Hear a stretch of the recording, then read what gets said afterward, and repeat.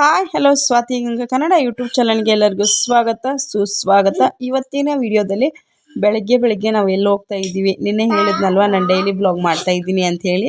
ಹಾಗಾಗಿ ಇವತ್ತು ಎಲ್ಲಿ ಹೋಗ್ತಾ ಇದ್ದೀನಿ ಅನ್ನೋವಂಥದ್ದನ್ನು ನಾನು ನಿಮಗೆ ತೋರಿಸ್ತಾ ಇದ್ದೀನಿ. ಬನ್ನಿ, ಇವಾಗ ನಾವು ಇವತ್ತಿನ ದಿವಸ ಬುಧವಾರ ದಿವಸ ಆಗಿರುತ್ತೆ. ಹಾಗಾಗಿ ಇವತ್ತು ನಾವೊಂದು ದೇವಸ್ಥಾನಕ್ಕೆ ಹೋಗ್ತಾ ಇದ್ದೀವಿ. ಬೆಳಗಿನ ಜಾವ ಇವಾಗ ಒಂದು 6-6:30 ಸಮಯ ಇರುತ್ತೆ.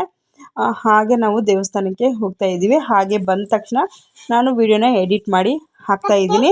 ಈ ದೇವಸ್ಥಾನ ತುಂಬ ಅಂದರೆ ತುಂಬ ಪ್ರಸಿದ್ಧವಾಗಿರುವಂಥ ದೇವಸ್ಥಾನ. ತುಂಬ ಅಂದರೆ ತುಂಬ ಜನ ಇಲ್ಲಿ ಭಕ್ತಾದಿಗಳು ಹೋಗಿ ಅವರ ಆಸೆ ಕನಸುಗಳನ್ನು ಈಡೇರಿಸ್ಕೊಂಡಿದ್ದಾರೆ ಅಂತಲೇ ಹೇಳಬಹುದು.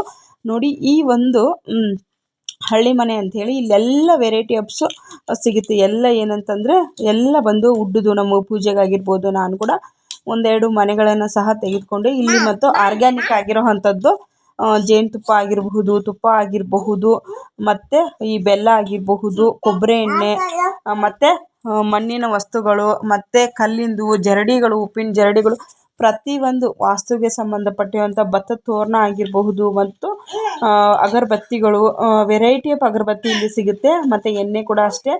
ನಮಗೆ ಹಿತ್ತಾಳೆ ಐಟಮ್ಸ್ ಏನಾನ ಬೇಕು ಅಂತಂದರೆ ಅದು ಕೂಡ ಸಿಗುತ್ತೆ. ಮತ್ತು ಅರಿಶಿನ ಕುಂಕುಮ ಬಟ್ಲಾಗಿರ್ಬೋದು, ಅಗರಬತ್ತಿ ಚುಚ್ಚೋ ಸ್ಟ್ಯಾಂಡ್ ಆಗಿರ್ಬೋದು, ತುಂಬ ಅಂದರೆ ತುಂಬ ಚೆನ್ನಾಗಿದೆ.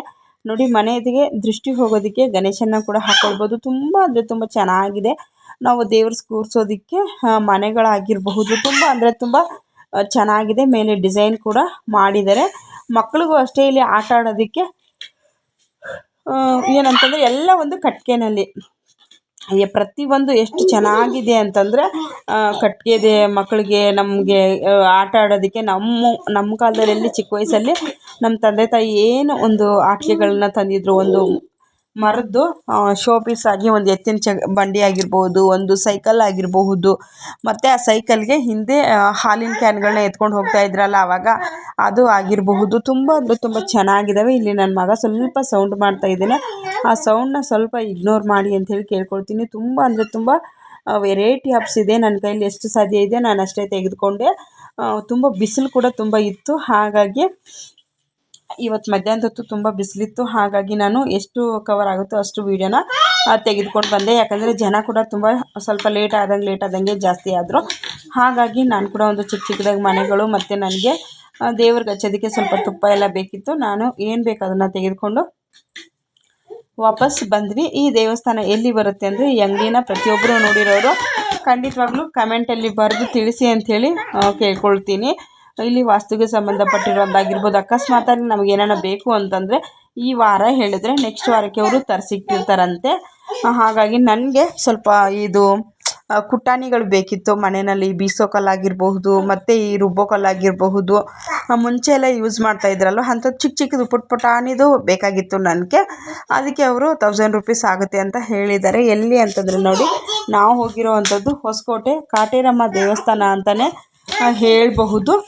ಹಾಗಾಗಿ ಅಲ್ಲಿ ಹೋಗಿದ್ವಿ. ಅಲ್ಲಿ ತುಂಬ ಅಂದರೆ ತುಂಬ ಚೆನ್ನಾಗಿ ದರ್ಶನ ಎಲ್ಲ ಆಯಿತು.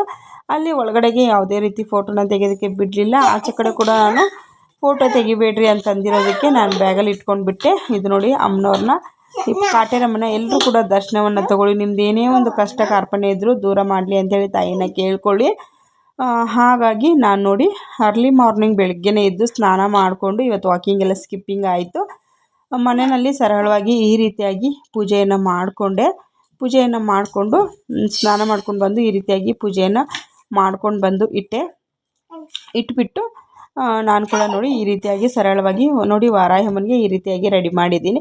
ನಾನು ಎಲ್ಲೇ ಹೋದರೂ ಅಷ್ಟೇ ಬೆಳಗ್ಗೆ ಎದ್ದು ವಾರಾಹ್ಯಮ್ಮನ ದೀಪದಲ್ಲೇ ಆವಾಹನೆ ಮಾಡಿ ಕಂಪಲ್ಸರಿಯಾಗಿ ತಾಯಿಗೆ 3 ಬಣ್ಣದ ಹೂಗಳನ್ನಂತೂ ನಾನು ಇಡ್ತೀನಿ. ಹಾಗಾಗಿ ನೋಡಿ ಈ ರೀತಿಯಾಗಿ ಸರಳವಾಗಿ ಪೂಜೆಯನ್ನು ಸಹ ನಾನು ಮಾಡಿಕೊಂಡು ನಾವು ಹೊರಟಿವಿ. ಅಲ್ಲೇ ನಮಗೆ ಊಟ ಕೂಡ ಆಯಿತು.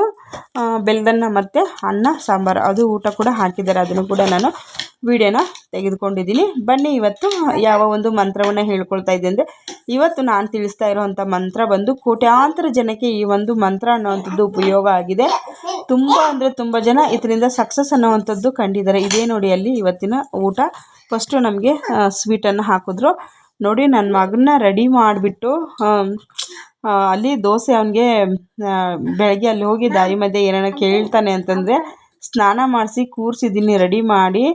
ಒಂದು ಪುಟಾಣಿ ದೋಸೆ ಹಾಕ್ತಾಯಿದ್ದೀನಿ. ನಾನು ಮನೆಯವ್ರಿಗೆಲ್ರಿಗೂ ದೋಸೆ, ಚಟ್ನಿ ಮತ್ತು ಆಲೂಗಡ್ಡೆ ಪಲ್ಯ ಮಾಡ್ತಾಯಿದ್ದೆ. ಹಾಗಾಗಿ ಇವನಿಗೂ ಒಂದು ತಿನ್ನಿಸ್ಕೊಂಡು ಕರ್ಕೊಂಡು ಹೋಗೋಣ ಅಂಥೇಳಿ ದೋಸೆ ಹಾಕಿದ್ದೀನಿ ಸ್ನೇಹಿತರೆ. ನಿದ್ದೆ ಮಾಡ್ತಾನೆ ಅಂದರೆ ನನಗಂತೂ ಬೆಳಗ್ಗೆ ನಗದು ಸಾಕಾಯಿತು. ಇಷ್ಟೊಂದು ಟಾರ್ಚರ್ ಮಾಡಿದ್ದಾನೆ ಇವನು. ನೋಡಿ, ಬನ್ನಿ ಇವಾಗ ಮಂತ್ರಕ್ಕೆ ಬರೋಣ. ಮಕ್ಕಳಂದರೆ ಹಾಗೆ ಅಲ್ವಾ. ಹಾಗಾಗಿ ಇವತ್ತು ಆ ಮಂತ್ರವನ್ನು ನೀವು ಹೇಳ್ಕೊಳ್ಳಿ. ನಿಮಗೆ ತುಂಬ ಅಂದರೆ ತುಂಬ ಒಳ್ಳೆಯದಾಗೋವಂಥದ್ದು. ನಿಮ್ಮದೇನೇ ಒಂದು ಕೋರಿಕೆಗಳಿದ್ರೂ ಕೂಡ ಅದು ಈಡೇರುತ್ತೆ. ಕೋಟ್ಯಾಂತರ ಜನಕ್ಕೆ ಈ ಒಂದು ಮಂತ್ರ ಅನ್ನೋವಂಥದ್ದು ಕೆಲಸ ಮಾಡಿದೆ. ಆದರೆ ಯಾವುದೇ ಒಂದು ಕೆಲಸವನ್ನು ಮಾಡೋದಕ್ಕೆ ಶ್ರದ್ಧಾ ಭಕ್ತಿ ಅನ್ನೋದು ತುಂಬ ಮುಖ್ಯ ಬೇಕು. ಬನ್ನಿ ಈಗ ಸ್ಕ್ರೀನ್ ಮೇಲೆ ಮಂತ್ರ ಬರ್ತದೆ. ಓಂ ಶ್ರೀಂ ಐಂ ಗ್ಲೌಂ ಸರ್ವಸಿದ್ಧಿ ವಾರಾಹಿ ತನ್ನೋ ಪ್ರಚೋದಯಾತ್.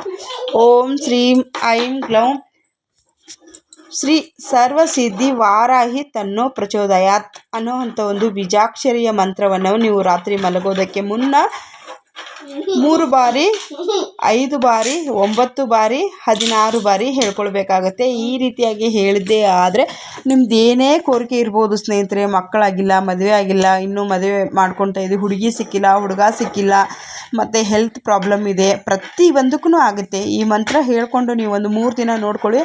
ನಿಮ್ಮ ದೇಹದಲ್ಲಿ ಒಂದು ರೀತಿ ಕರೆಂಟ್ ಪಾಸ್ ಆದ ರೀತಿಯಲ್ಲಿ ನೀವು ಆ್ಯಕ್ಟಿವ್ ಆಗ್ತೀರ ಅಂತಲೇ ಹೇಳಬಹುದು. ತುಂಬ ಅಂದರೆ ತುಂಬ ಚೆನ್ನಾಗಿ ಹೈಪರಾಗಿ ಕೆಲಸ ಮಾಡ್ತೀರಿ. Thank you.